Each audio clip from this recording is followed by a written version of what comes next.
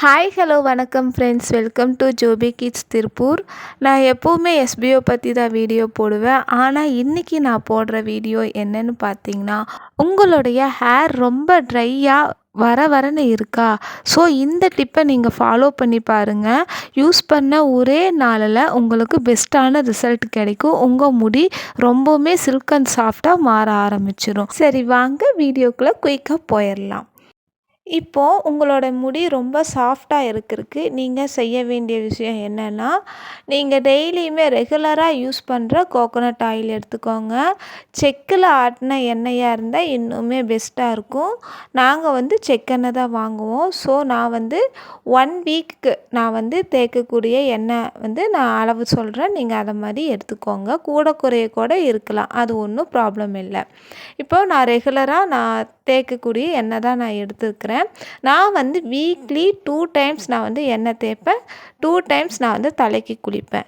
So அதனால் நான் 2 time எண்ணெய் தேய்க்கிற அளவுக்கு நான் ஒரு குழிக்கரண்டி நிறையா நான் எண்ணெய் எடுத்துக்க போகிறேன். ஸோ நீங்கள் உங்களோட ஹேருக்கு நீங்கள் எவ்வளோ எண்ணெய் எடுப்பீங்களோ அந்த அளவுக்கு நீங்கள் எண்ணெய் எடுத்துக்கோங்க. இப்போது ஒரு குழிக்கரண்டியோ அல்லது நீங்கள் எதில் நீங்கள் எண்ணெய் காய்ச்ச போகிறீங்களோ அதை மாதிரி ஒரு கரண்டி எடுத்துக்கோங்க. அதில் உங்களுக்கு தேவையான எண்ணெயை நீங்கள் ஃபில் பண்ணிக்கோங்க. நீங்கள் டைம் இருக்கிறப்போ மொத்தமாக நீங்கள் ஒரு 1/4 லிட்டர் இல்லை 1/2 லிட்டர் எண்ணெய் வாங்கி நான் சொல்கிற மெத்தடில் நீங்கள் காய்ச்சி வச்சுக்கிட்டாலும் பரவாயில்ல.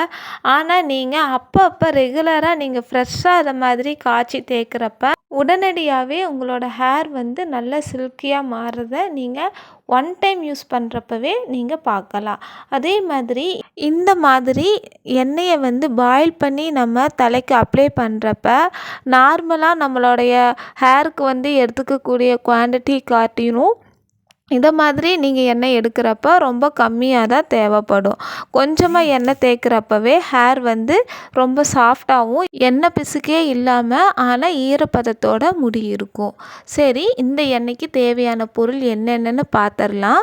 அதுக்கு முன்னாடி இந்த எண்ணெயோட நான் ஒரு சீக்ரெட்டான இன்க்ரீடியன்ட்ஸ் நான் சேர்த்திருக்கேன். அது என்னென்னு நான் லாஸ்ட்டில் சொல்கிறேன்.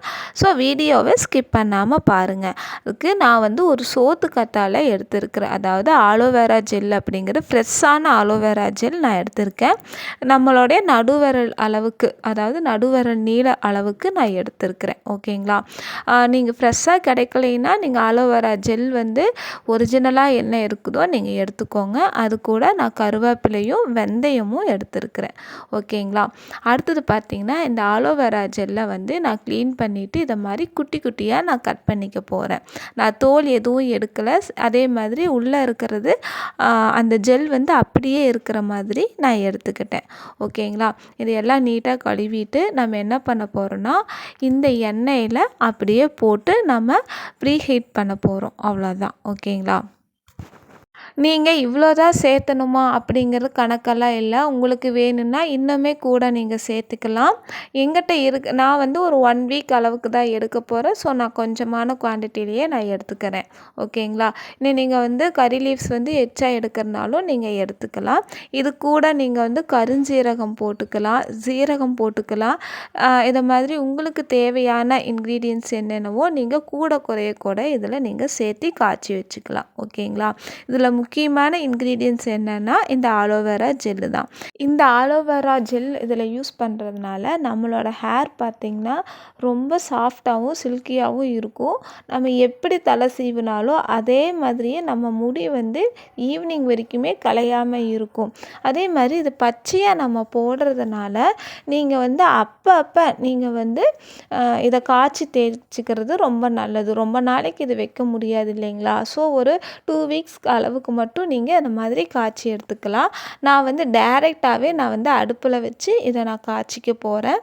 நீங்கள் வேணும்னா நீங்கள் ஒரு சுடுதண்ணி வச்சு டபுள் பாயிலிங் மெத்தட்லேயும் நீங்கள் ஹீட் பண்ணிக்கலாம். நான் மிதமான சூட்டில் வச்சு நான் இதை காய்ச்சிக்க போகிறேன்.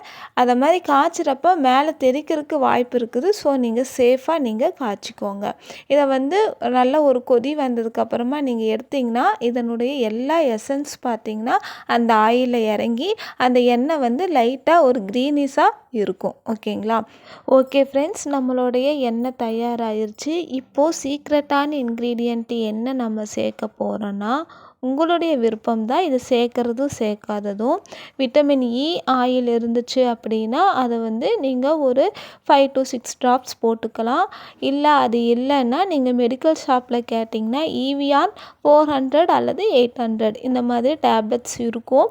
ஸோ அந்த ஒரு கேப்சூல் கூட நீங்கள் வந்து கட் பண்ணி இதில் போட்டுக்கலாம். ஸோ இதை போட்டு நீங்கள் நல்லா மிக்ஸ் பண்ணி தேய்ச்சிக்கலாம். இன்னொரு பார்த்தீங்கன்னா, என்னோடய ஹேர் வந்து சாஃப்டாக தான் இருக்குது, ஆனால் முடி ரொம்ப கொட்டுது அப்படின்னு ஃபீல் பண்ணுறவங்க இது கூட நீங்கள் கொய்யா இலை இருக்குது இல்லைங்களா? ஸோ அந்த கொய்யா இலையை ஒரு 3 இலை சேர்த்து காய வச்சு நீங்கள் தலைக்கு அப்ளை பண்ணிட்டு வந்தீங்கன்னா நல்லாவே ரிசல்ட் கிடைக்குங்க. ஓகே ஃப்ரெண்ட்ஸ், இந்த வீடியோ உங்களுக்கு யூஸ்ஃபுல்லாக இருக்கும்னு நான் நினைக்கிறேன். இந்த டிப்ஸை நீங்கள் ஃபாலோ பண்ணி பார்த்துட்டு எப்படி இருந்துச்சுன்னு மறக்காமல் எனக்கு கமெண்ட் பண்ணுங்கள். தேங்க்யூ ஃபார் வாட்சிங் ஃப்ரெண்ட்ஸ். பாய் பாய்.